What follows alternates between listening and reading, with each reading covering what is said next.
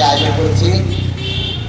এর সাথে সাথে আমাদের যে বিএনপি, আমরা গত 16টা বছর নিপীড়ন নির্যাতন কারণে আমরা দেশে অবস্থান করতে পারি নাই। গত বছরও আমরা ওপেনলি এলাকা ছিলাম, তাই ওপেনলি জনাব তারেক রহমান উনি দেশের প্রধানমন্ত্রী হয়েছেন। আপনাদের কাছে দোয়া কামনা করছে এবং সুন্দর একটা বাংলাদেশ যেন উনি উপহার দিতে পারে, আপনারা দোয়া করবেন। এখন আজকে আপনারা যারা উপস্থিত হয়েছেন একেবারে টাঙ্গা পর্যন্ত পুরো মাঠ ব্যাপী আমাদের এইখানে যারা আজকে উপস্থিত হয়েছেন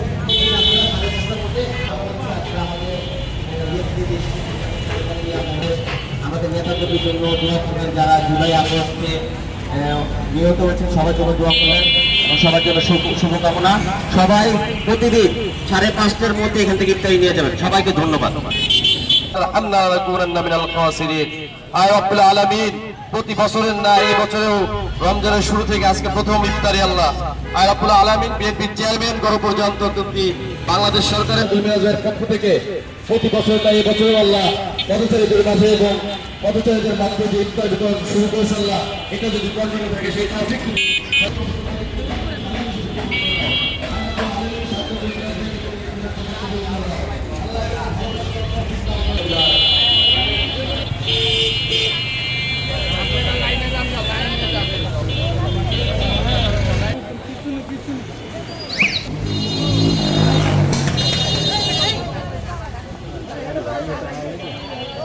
লাইনে যাও, লাইনে লাইনে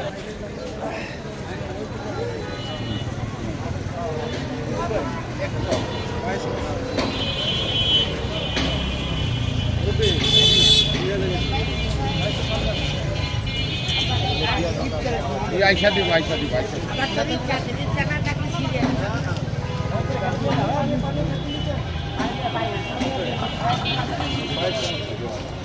সুন্দর করে সবাই লাইন দেন।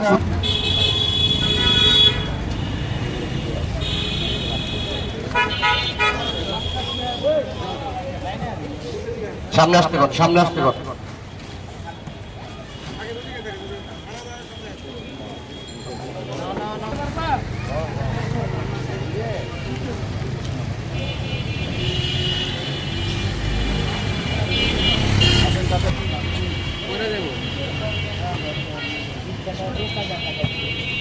লাইনে আসেন, লাইনে আসেন, চাচা লাইনে আসেন।